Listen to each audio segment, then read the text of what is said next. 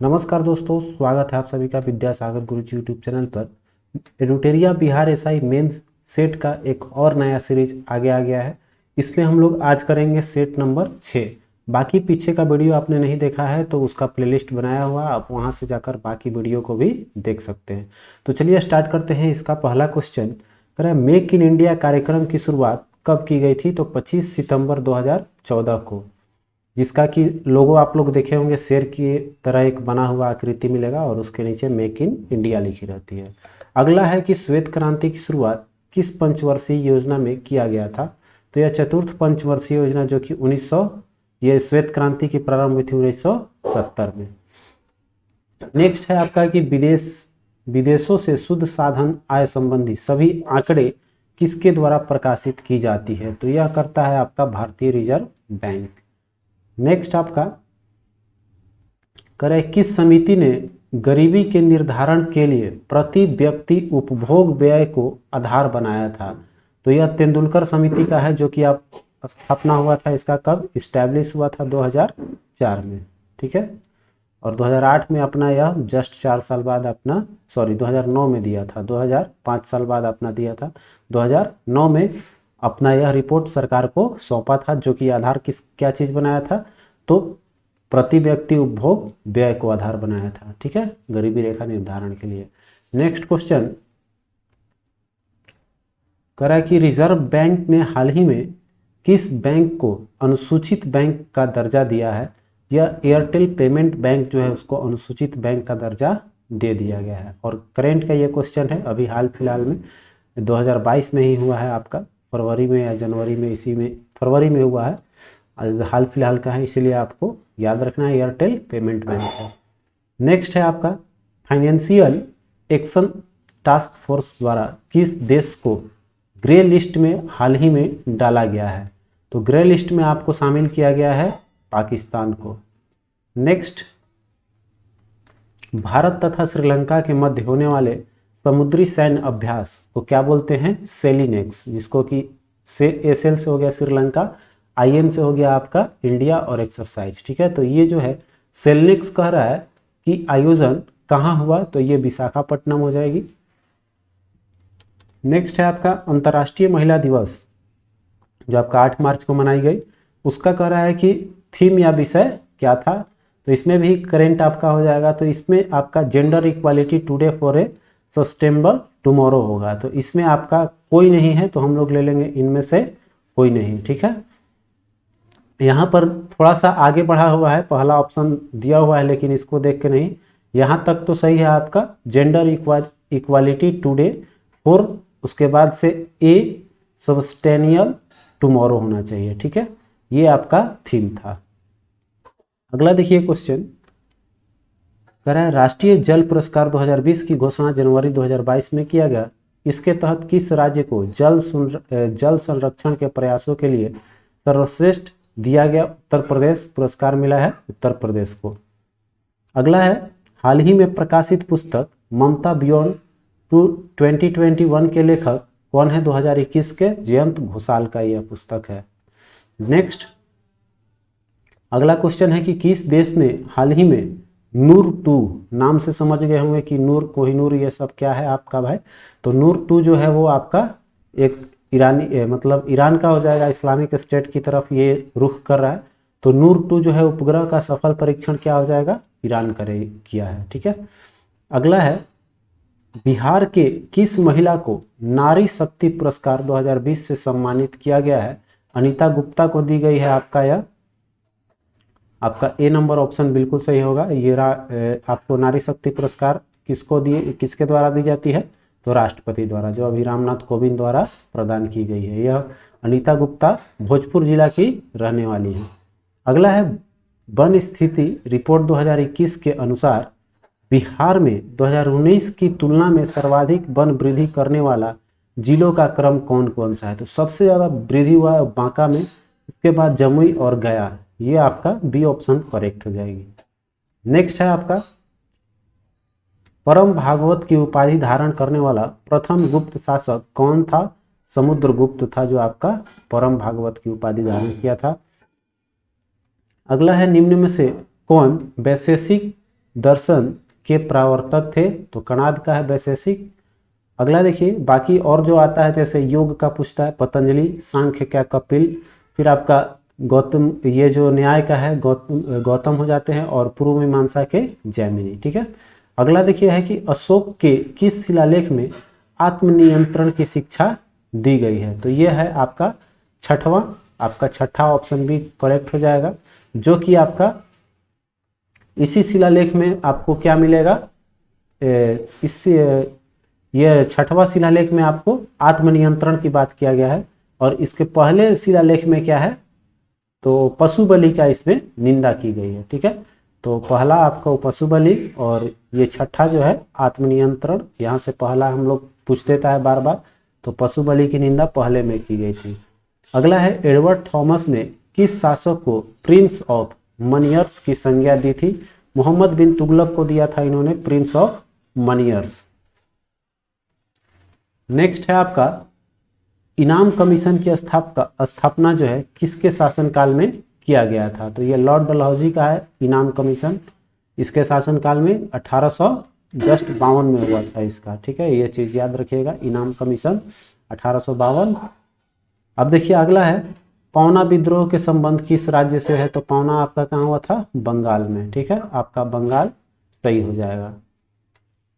चलिए, इसमें कौन कौन थे भागीदार, मुख्य रूप से नेता इसमें माने जाते हैं ईशान चंद्र राय और शंभू पाल को। अगला देखिए है कि ब्रिटिश संसद में भारतीय स्वतंत्रता विधेयक को कब प्रस्तुत किया गया था, ये हो जाएगा आपका 4 जुलाई 1947। अगला नेक्स्ट क्वेश्चन है कि परमहंस मंडली की स्थापना किसके द्वारा की गई थी, यह है गोपाल हरिदेश मुख द्वारा किया गया है 1840 में। नेक्स्ट आपका, निम्नलिखित में से किस वर्ष डच ईस्ट इंडिया कंपनी की स्थापना की गई थी, तो डचों का जस्ट आपका 1602 में आया था, 2 साल बाद आपका स्थापना की गई थी। चलिए अगला देखिए, नेक्स्ट क्वेश्चन है कि किस सिख गुरु की मृत्यु चेचक के द्वारा हुई थी, तो हरिकिशन का जो है, हरकिशन का, उसकी मृत्यु जो है वो आपका चेचक से बताई जाती है। और एक आता है तेग बहादुर की हत्या किसने करवाई थी, तो औरंगजेब। अगला है, सर्वप्रथम किस वर्ष भारत में सिविल सेवा परीक्षा का आयोजन किया गया था, तो सबसे पहले हुआ था 1922 में। ठीक है, चलिए, और इसको सफलता प्राप्त करने वाले आता है हमेशा प्रथम जो है, प्रथम क्वालिफायर या प्रथम इसमें जो एग्जाम में सफल हुए थे इस सिविल सेवा में परीक्षा में, वो आपका कब हुआ था, तो सबसे पहले कौन हुए थे, तो आपके सत्येंद्रनाथ टैगोर थे, सत्येंद्रनाथ टैगोर पहले भारतीय थे जो इस परीक्षा में सफल हुए थे। अगला है, किस इतिहासकार ने 1857 की क्रांति को बर्बरता तथा सभ्यता के बीच युद्ध कहकर संबोधित किया है, यह है टी.आर. होम्स का कथन। अगला देखिएगा, भारत की राजधानी को कलकत्ता से दिल्ली स्थानांतरित कब किया गया था, तो 1911 में हो जाएगा, लॉर्ड हार्डिंग के टाइम में हुआ था।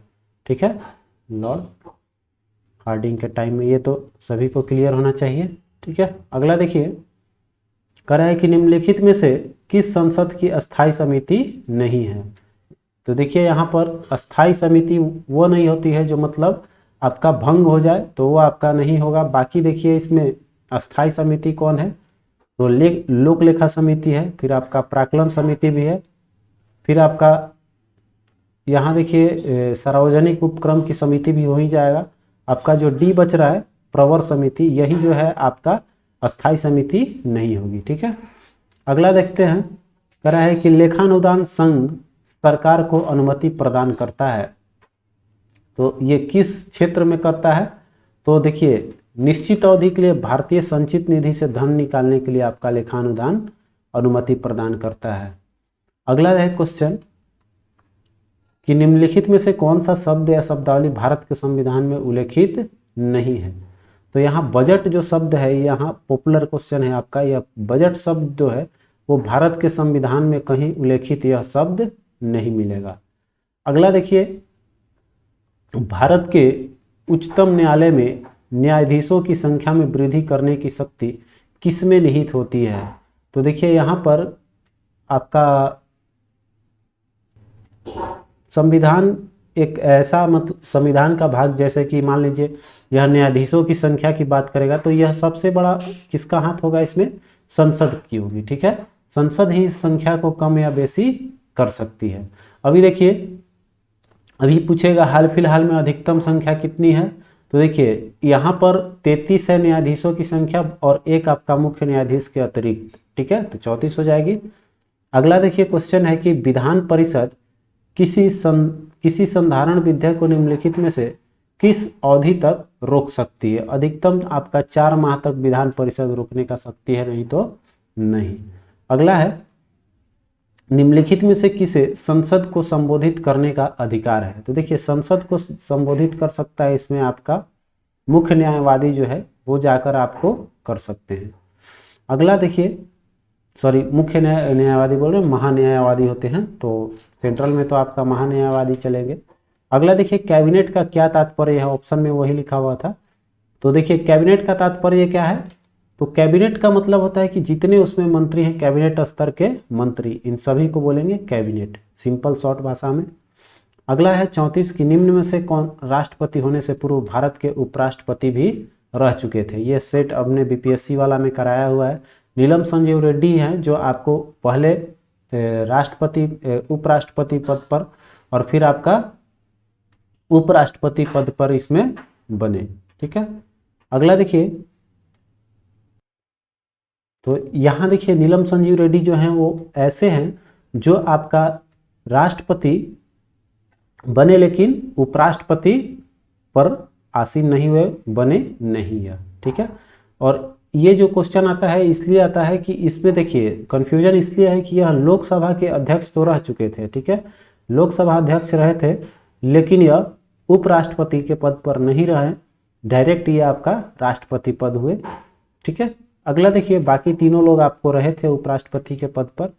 अगला क्वेश्चन है भारत के संविधान में अंतर्राष्ट्रीय शांति की सुरक्षा अभिवृद्धि का उल्लेख कहाँ किया गया है? तो यह देखिए यह मिलेगा आपको नीति निर्देशक तत्व में। नेक्स्ट कह रहा है कि नए राज्य के गठन की शक्ति किसके पास होती है? तो देखिए यह जब भी होगा तो संसद में बड़े बड़े कामों में इस तरह से याद रखेंगे कि बड़ी बड़ी जो भी कार्य होती है वो संसद द्वारा ही पारित की जाती है, तो यह भी आपका संसद सही जवाब हो जाएगी। अगला क्वेश्चन, भारतीय संविधान की 8वीं अनुसूची में कौन सी भाषा वर्ष 2003 में जोड़ी गई थी? तो 2003 में आपका 4 भाषाएं जोड़ी गई थी जिसमें कि आपका बोडो, डोंगरी, मैथिली और संथाली थे।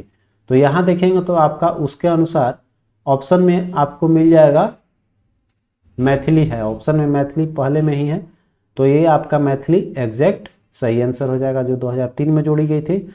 और इसमें अभी कितनी भाषाओं को मान्यता दी गई है? अभी तक 22 भाषाएं हैं, 343 अनुच्छेद है। अगला देखिए कह रहा है कि हिंद महासागर और लाल सागर को कौन सी जल संधि जोड़ती है? तो यह है आपका बाब अल मंदेव, जो कि आपको हिंद सागर को लाल सागर से जोड़ती है। नेक्स्ट, निम्नलिखित में से कौन सा सौरमंडल का भाग नहीं है? सौरमंडल में कौन सा चीज नहीं पाया जाता है? तो निहारिका जो है वो नहीं पाई जाएगी, बाकी तो आपका ग्रह, धूमकेतु और क्षुद्र ग्रह ये सब हमारे सौरमंडल में ही पाए जाते हैं। निहारिका जो है वो आपको सौरमंडल का भाग नहीं है। अगला है सूची 1 को सूची 2 से सुमेलित करना है। देखिए यहाँ पर तो एक तरफ दिया हुआ है पेट्रोलियम उत्पाद और एक तरफ मतलब क्रांति है और एक तरफ किस उत्पादन से संबंधित है, यह आपका क्वेश्चन। तो देखिए पेट्रोलियम उत्पाद किससे हो जाएगा? काली क्रांति, ठीक है, पेट्रोलियम काला, 1 का 3 हो गया। कपास उत्पादन, तो कपास को हम लोग बोलेंगे चांदी रेशा क्रांति, चांदी रेशा क्रांति हो जाएगी आपका।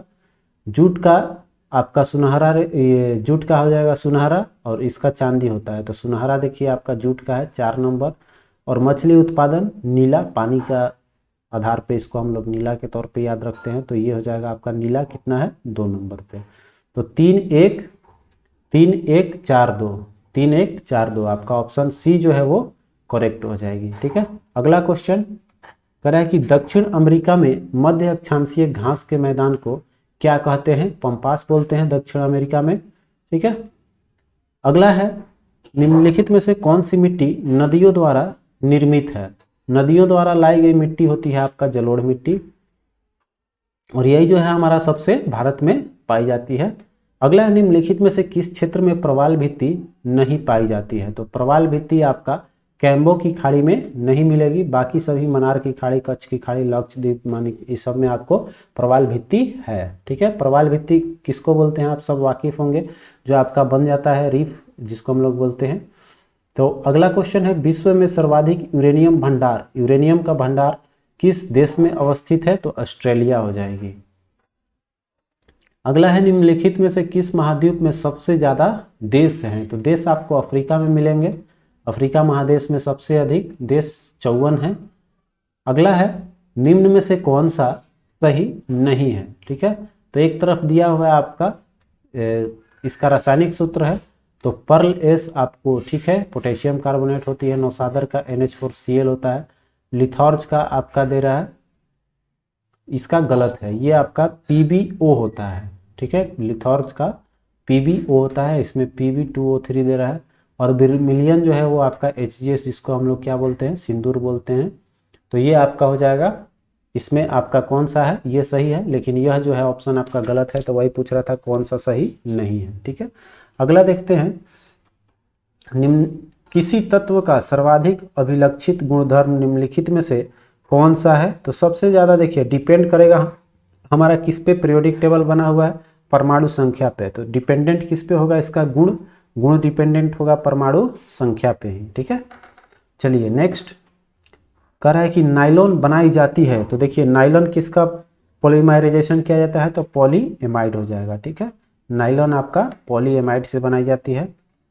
नेक्स्ट निम्नलिखित में से किस विस्फोटक का नाम नोबेल तेल है।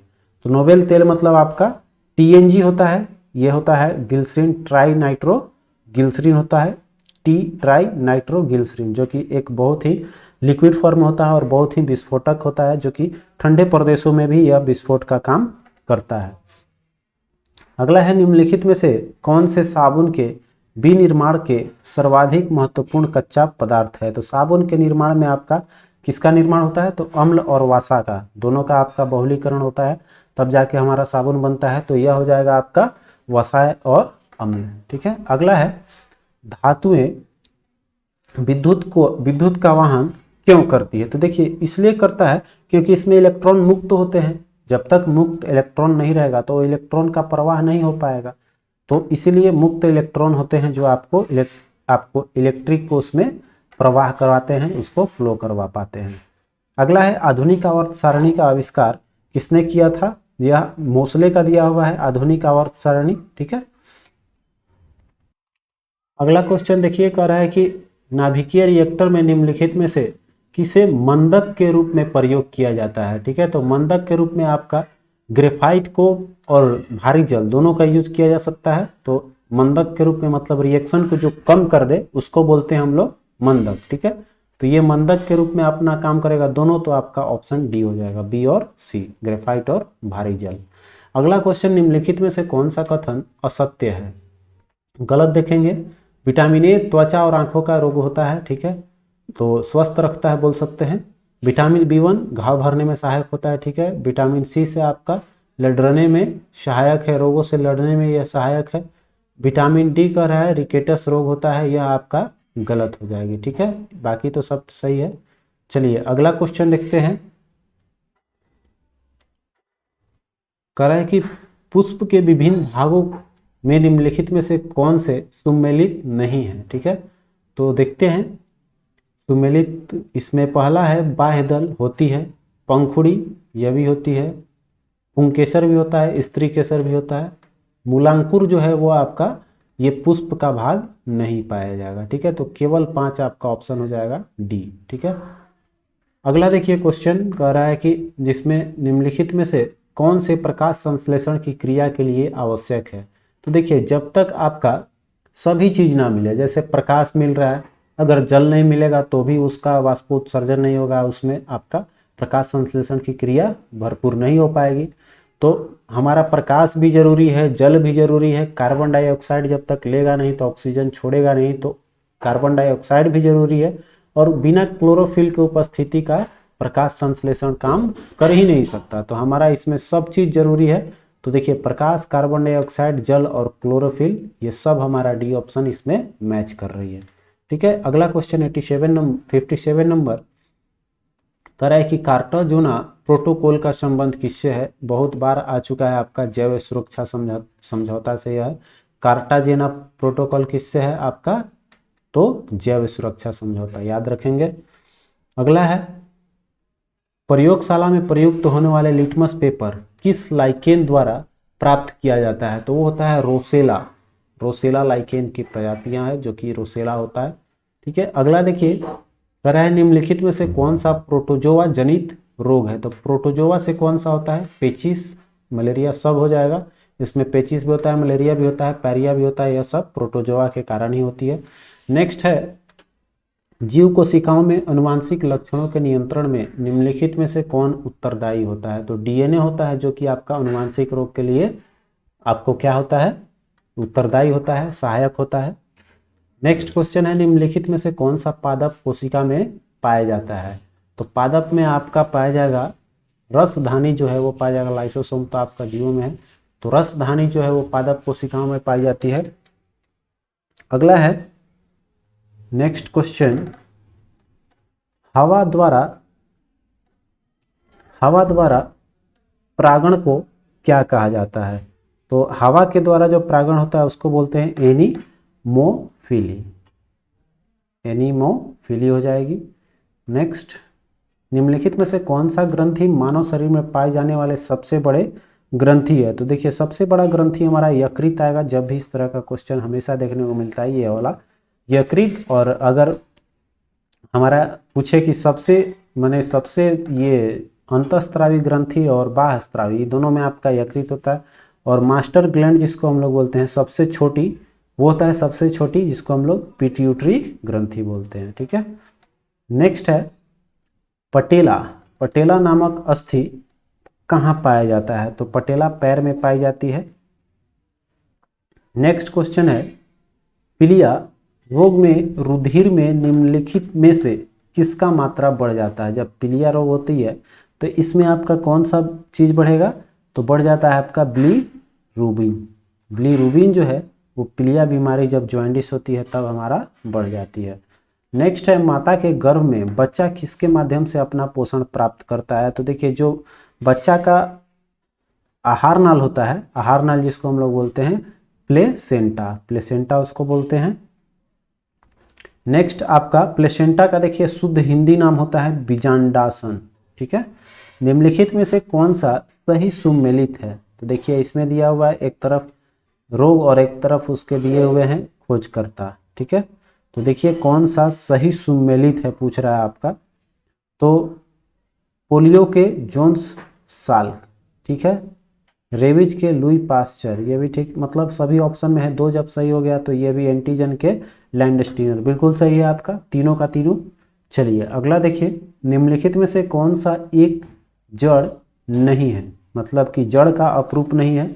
तो देखिए यहाँ पर गाजर जड़ है, मूली भी जड़ है, आलू जो है वो नहीं आता है, शलजम आ जाता है जड़ के ही रूप में। नेक्स्ट क्वेश्चन आपका है कि एक पारसेक कितने प्रकाश वर्ष के बराबर होता है। 3.26 प्रकाश वर्ष के बराबर होती है। ठीक है, नेक्स्ट आपका किसी भी पिंड का भार, ठीक है, पिंड का भार पूछ रहा है कि किस तरह से डिपेंड करता है। तो हमको पता है कि जी जो छोटका गुरुत्वीय त्वरण होता है उसका अत्यधिक कहाँ वैल्यू होता है, ध्रुवों पर होता है। ध्रुव पे अधिक होगी तो वहाँ पर क्या होगा कि जी जब बढ़ा तो भार भी बढ़ जाएगा वहाँ पर, तो ध्रुवों पर अधिक ऑप्शन आपका सी दे रहा है। ठीक है, अगला देखिए कह रहा है कि जब कभी साबुन के बुलबुले को बुलबुले को अगर कोई साबुन का बुलबुला है और उसको आवेशित कर देते हैं तो इस घटना में क्या होगा। तो देखिए आवेशित करेंगे इसका मतलब चार्ज बढ़ेगा उस पर, तो उसका क्या होगा, त्रिज्या बढ़ेगी। जाहिर सी बात है जब उसमें कोई चीज़ जाएगा तो आपका बढ़ जाएगी। ठीक है, अगला है दूरदर्शन प्रसारण में चित्र एवं संदेशों का संचरण किसके द्वारा होता है। तो यह किस तरह का मॉड्यूलेशन होता है, तो इसको बोलते हैं हम लोग आयाम मॉड्यूलेशन। ठीक है, आयाम मॉड्यूलन द्वारा होता है। अगला है नेक्स्ट क्वेश्चन है कि आंत रोग के निदान हेतु किस किरण का उपयोग किया जाता है? तो इसमें यूज किया जाता है आपका एक्स किरण, ठीक है। कभी कभी क्वेश्चन आता है कि एक्स किरण किस प्रकार का चुंबकीय एथी है, तो किस प्रकार का आपका यह एक्सरे किरण किस प्रकार की प्रवृत्ति का होती है? तो यह होता है विद्युत चुंबकीय, ठीक है, विद्युत चुंबकीय जो है एक्सरे की प्रवृत्ति होती है। नेक्स्ट क्वेश्चन, निम्नलिखित या निम्न में से कौन सी सही सुमेलित है? देखिए सही सुमेलित पूछ रहा है, तो एक तरफ दिया हुआ है आपका आमीटर जो है विद्युत धारा नापी जाती है, बिल्कुल ठीक है। पायरोमीटर उच्च तापमान को पायरोमीटर से ही नापते हैं। वायुचाल एनीमोमीटर, बिल्कुल सही है। तो इसमें पूछ रहा है सुमेलित नहीं है, तो कोई नहीं सुमेलित है, क्योंकि यह सब जो है सही है, सही मिलाया गया है, तो इसमें एक भी गलत नहीं है, तो कोई नहीं ऑप्शन ले लिए। अगला है हवाओं में कौन सी ऊर्जा पाई जाती है? तो यह गति में चलता है तो गतिज ऊर्जा हो जाएगी, तभी इस गतिज ऊर्जा को हम लोग पवन ऊर्जा से क्या करते हैं, चक्की को चलाकर या फिर जिस तरह से हो आपका ऊर्जा उत्पादन कर लेते हैं, ठीक है। तो यह गतिज ऊर्जा का एक उदाहरण है। नेक्स्ट क्वेश्चन देखिए है, निम्नलिखित पदों में अगले दो पद क्या होंगे? इस तरह का देखिए रीजनिंग का क्वेश्चन देखकर यहाँ से हम लोग चलते हैं धीरे से। देखिए यहाँ क्या हो जाएगा, 6 और 9 11, इस तरह से आपका 5। देखिए यहाँ से क्या हो रहा है, 5 बढ़ रहा है, फिर 4 बढ़ रहा है। यहाँ से देखेंगे तो 6 5 11, फिर 4 बढ़ा, 11 4 15 और 15 3 18, 18 2 20, तो 20 और 1 जोड़ेंगे 21, और 21 में फिर 0 घटा के करेंगे तो 21, मतलब 21 का जोड़ा जो है आपका सही हो जाएगी, ठीक है। हर बार एक कम कर करके घटाते जाना है, क्लियर। चलिए अगला क्वेश्चन, नीचे दिए गए प्रश्नवाचक चिन्ह में कौन सा अक्षर होगा? देखिए यहाँ पर छूटा हुआ है टेबल, यह क्वेश्चन आपका अधूरा रह गया है, ठीक है। तो यहाँ पर आपका टेबल कुछ ना कुछ होगा, तभी हम लोग उसको फिल कर पाएंगे। नेक्स्ट क्वेश्चन है सही ग्रुप का चुनाव करना है, इसमें उसके बाद क्या आएगी, ठीक है। तो देखिए यहाँ पर N है, N के बाद आपका क्या आ रहा है, O आ रहा है। O के बाद देखिए यहाँ पर NHP जो दिया हुआ है, इसका जब हम लोग देखेंगे तो हमको क्या दिखाई दे रहा है कि इसी में आपका एक जोड़ और एक घटा करके लिखते चल रहा है, ठीक है। जैसे कि N के बाद क्या आता है O, फिर आपका G के बाद क्या आता है H, मतलब H से बोल सकते हैं G गया तो -1 हो गया, और P से बढ़ा तो हो गया Q।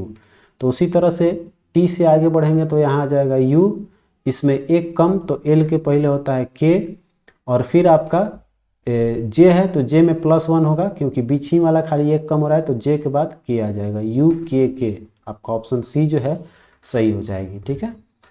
अगला क्वेश्चन करें कि एक लड़की दक्षिण दिशा की ओर बैठी है। देखिए इसको हम बनाते ही चलेंगे, चूँकि अलग से फिर वीडियो आप लोगों को देनी पड़ती है, और कोई उसको चाहता भी है, कोई नहीं भी चाहता है, इसीलिए यहाँ सेट के साथ हम लोग चलते हैं, ठीक है। थोड़ी सी टाइम लगेगी लेकिन समझते हुए चलना है, ठीक है। एक लड़की दक्षिण की ओर बैठी है, इसका मुख किस तरफ है? तो देखिए ऊपर होता है, ये होता है उत्तर, ये होती है दक्षिण, ये होता है आपका पूरब, ये होती है आपका पश्चिम, ये पूरब और ये पश्चिम हो गया। तो मुँह किधर करके बैठी है भाई? तो यह कह रहा है कि वह दक्षिण दिशा की ओर बैठी है। दक्षिण दिशा की ओर मतलब कि इधर मुंह करके आपका बैठी हुई है। अब देखिए क्या बोल रहा है कि वह घड़ी की सुई के दिशा में 60 डिग्री घूम जाती है। तो घड़ी के सुई किधर घूमता है आपका? इधर से इधर घूमता है, ठीक है। तो यहाँ से क्या हुआ, 60 डिग्री इधर घूम गई, कितना 60 डिग्री इधर घूम गई। अभी पोजीशन इसका यहाँ आ गया। फिर कह रहा है तदोपरांत घड़ी की सुई के विपरीत दिशा में 105। अब क्या करेगी, विपरीत माने इधर आ जाएगी। तो यहाँ थी, तो यहाँ से 105 डिग्री बढ़ गई, तो ये कितना इधर घूम जाएगी, तो 105 मतलब 45। 60 यहाँ से यहाँ था तो ये 45 डिग्री हो गया।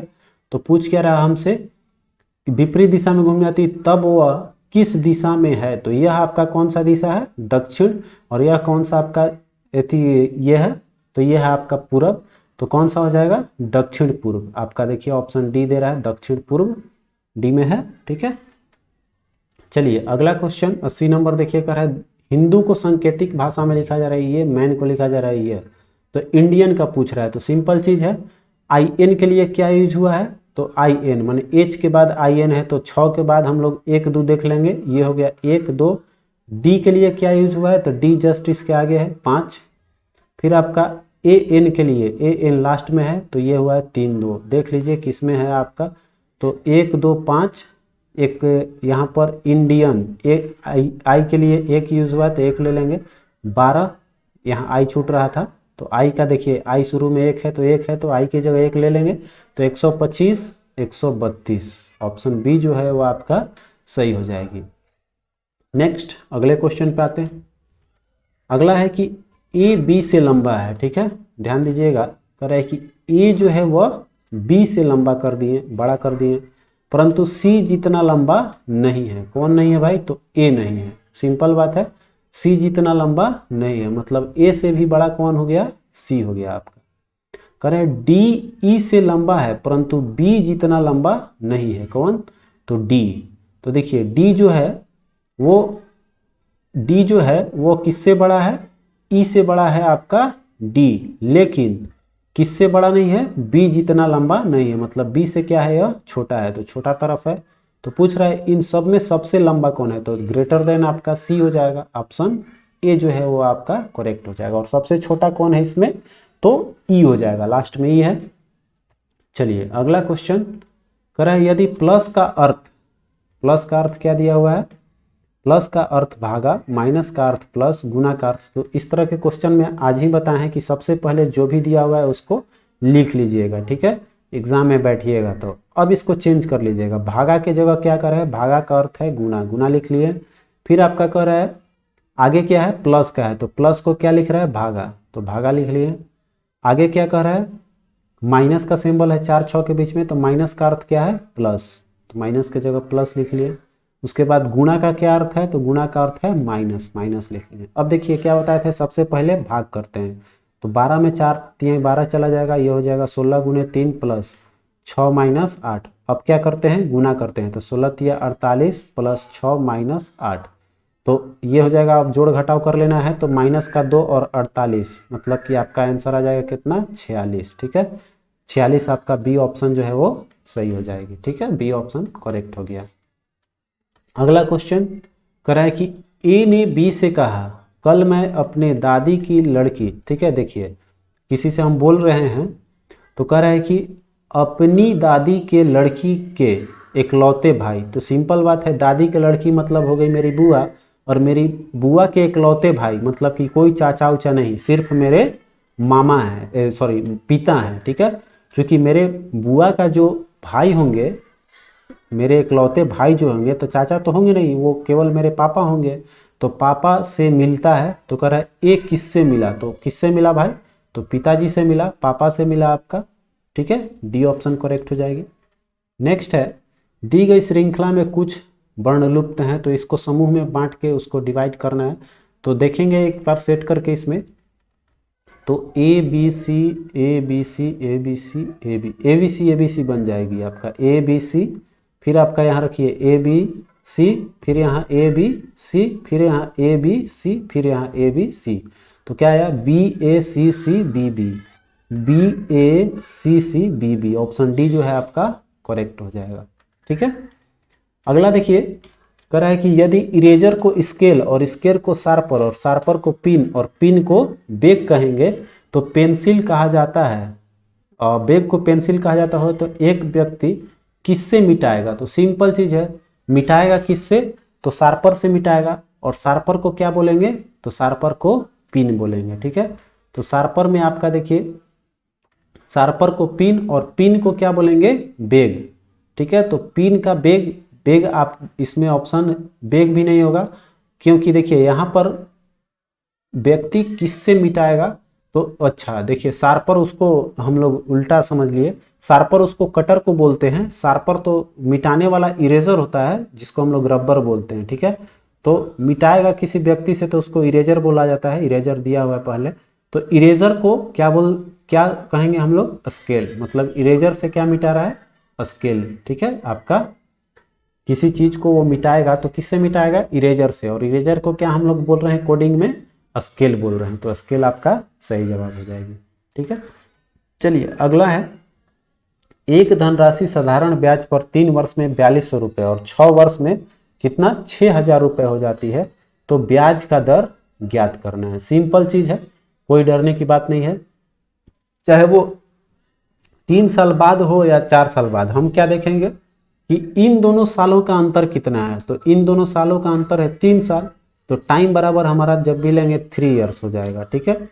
और उसके बाद देखिए कह रहा है कि शुरू में क्या था आपका 4200, फिर आपका हो जा रहा है कितना 4200, और तो पहले इसको हम लोग अंतर कर लेंगे कि इस 3 साल में कितना, चूंकि अभी ये काम करेगा आपका किस चीज का, तो यह काम करने लगेगा, ये पहले घटा लेते हैं 4200 माइनस 6000 में से घटाएंगे, 6000 में से 4200 घटाएंगे, कितना आ जाएगा आपका 0082, 2800 रुपया जो है आपका, सॉरी 2800 नहीं 1800 रुपया जो है वो क्या है आपका एक तरह से ब्याज हो गया। इसी का अंतर जो है, इसी का तो अंतर आया मेरे पास, तो अंतर क्या आ गया ब्याज आ गया।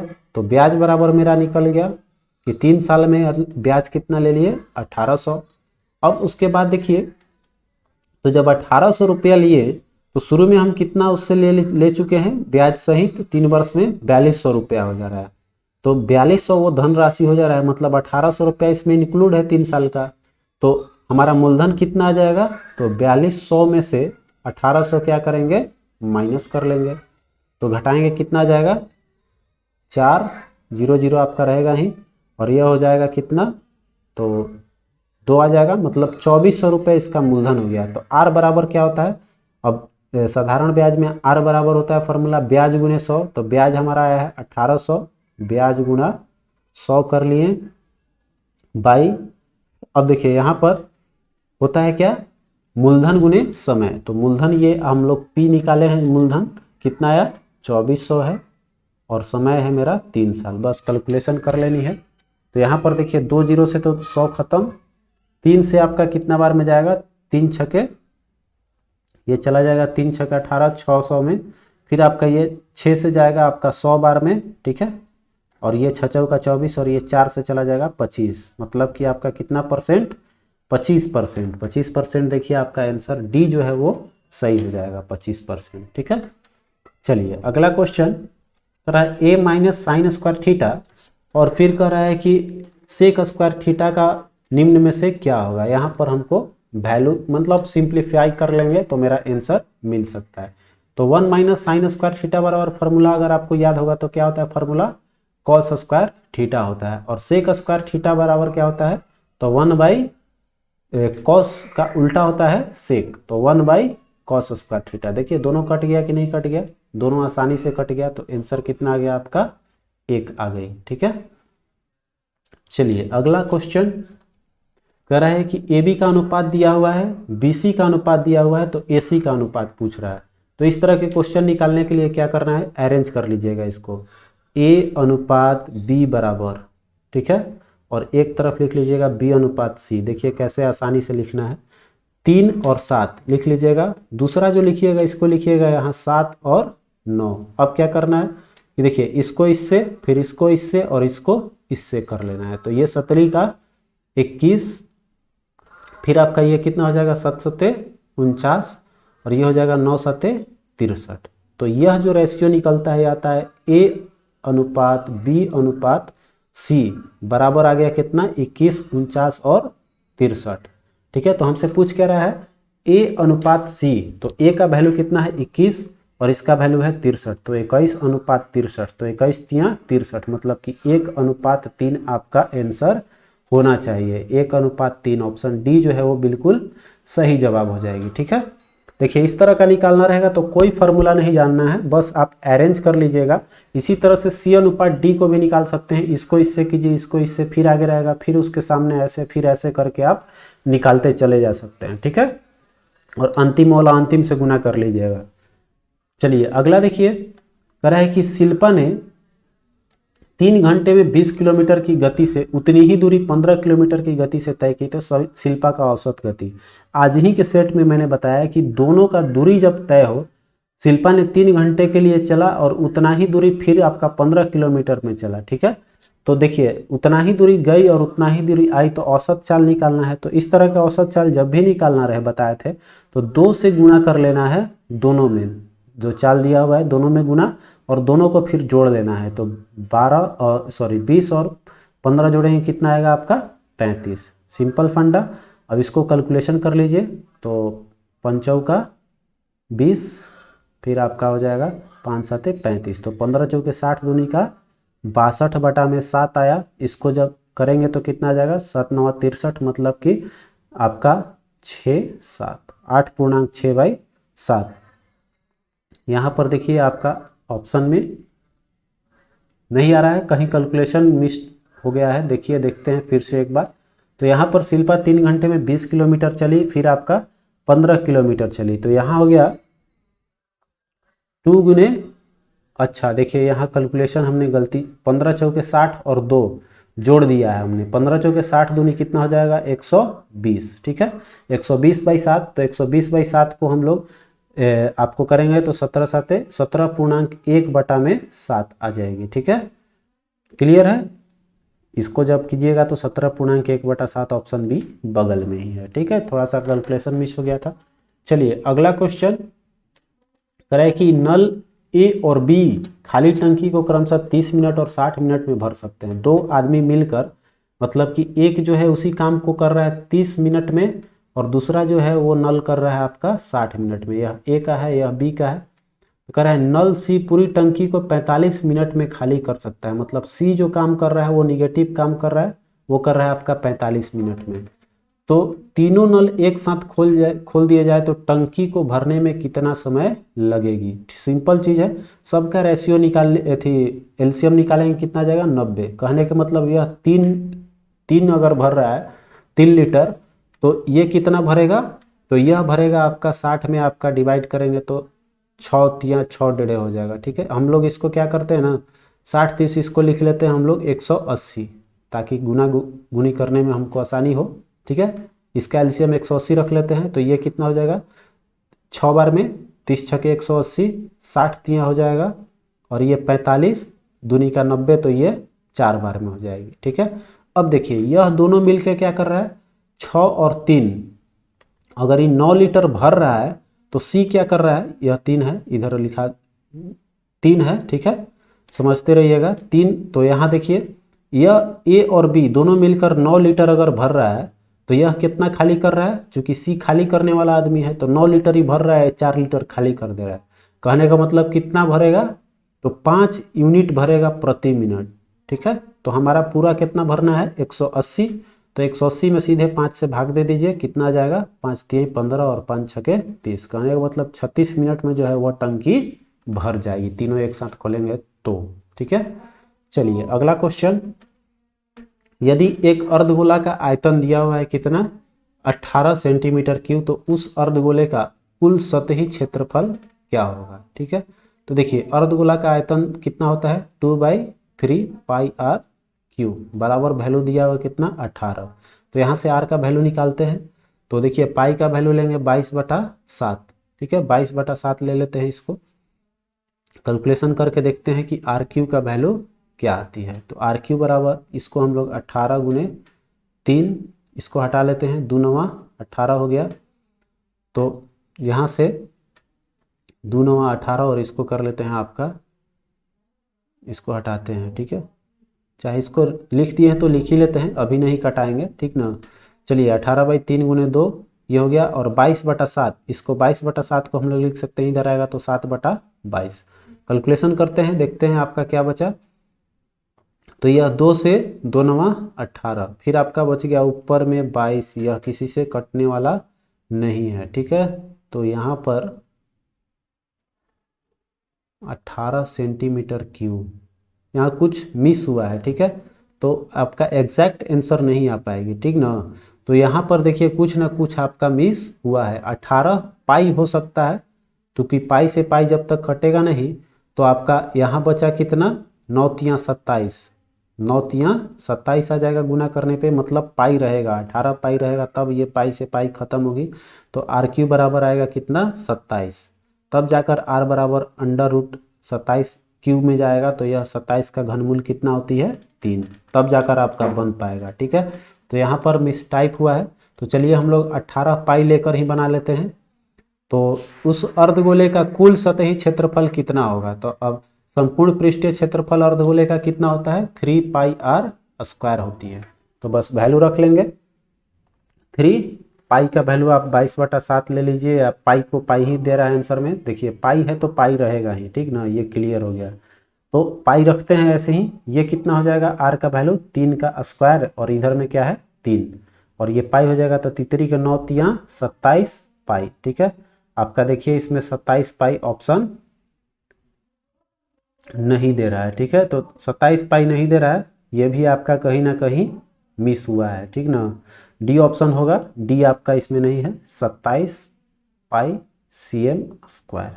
ठीक है, चलिए अगला क्वेश्चन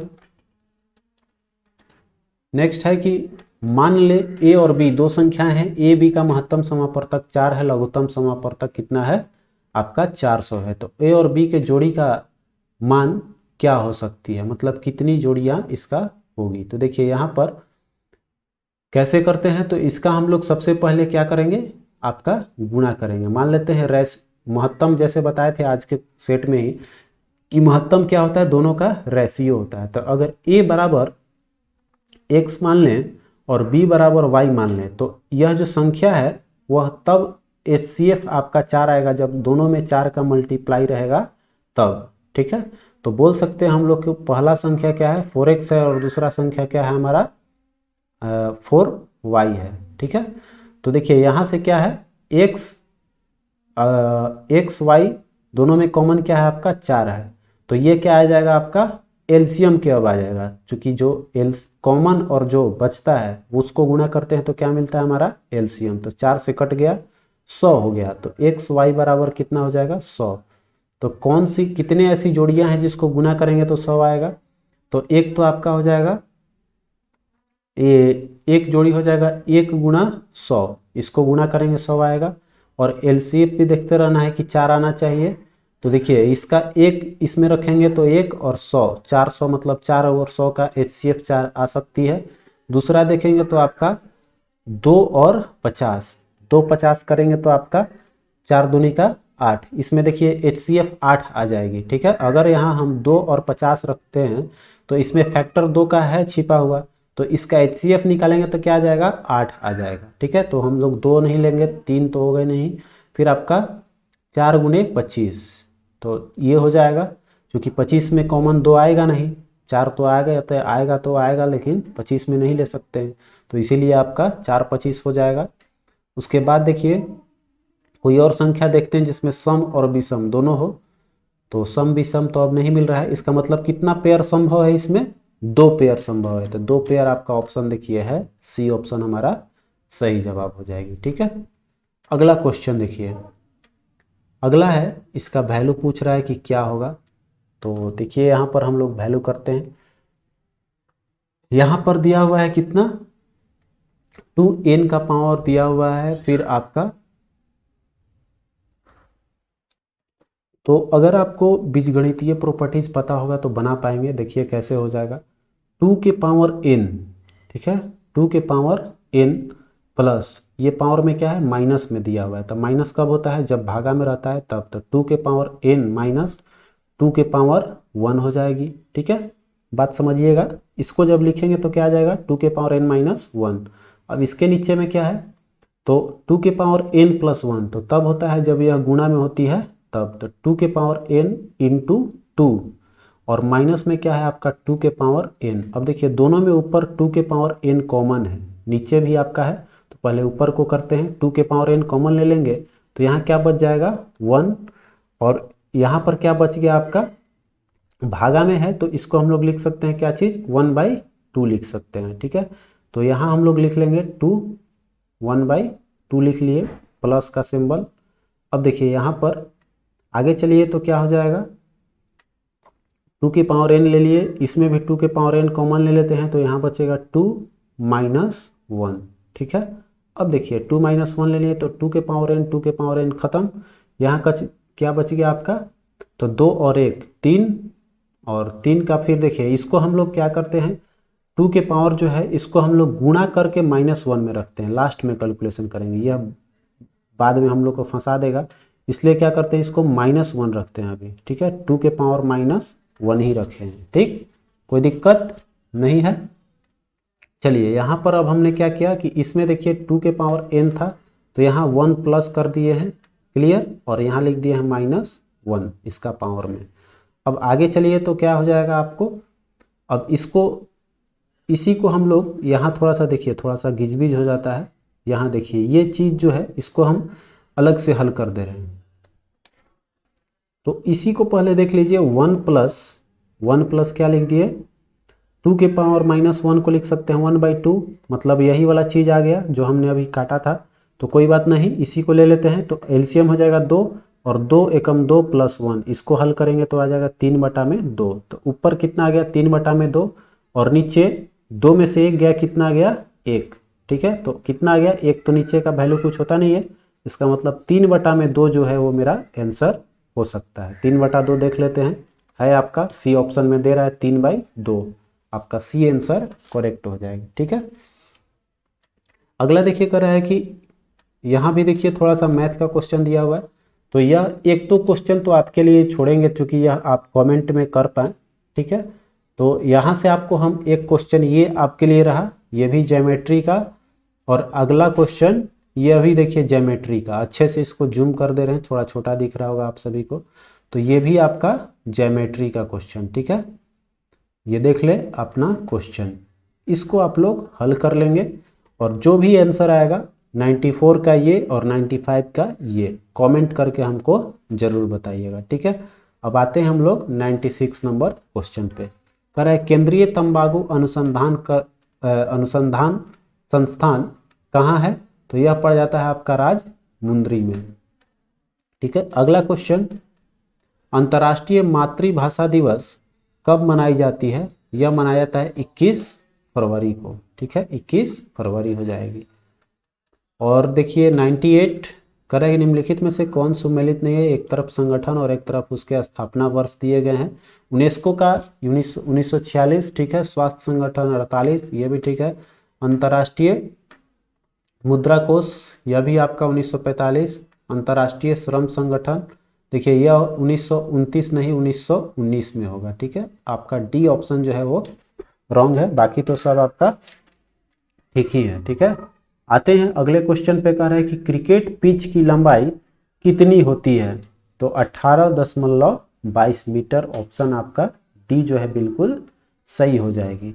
और अंतिम क्वेश्चन आपका 100 नंबर का 100 नंबर क्वेश्चन है कि 2011 के जनगणना के अनुसार निम्नलिखित में से किस राज्य की जनगणना घनत्व जो है सबसे अत्यधिक है, तो वह है आपका बिहार का, ठीक है, बिहार सबसे पहले नंबर पे है, ऑप्शन डी जो है इसका बिहार बिल्कुल सही जवाब हो जाएगा, ठीक है, तो डी ऑप्शन इसका सही ले लेते हैं।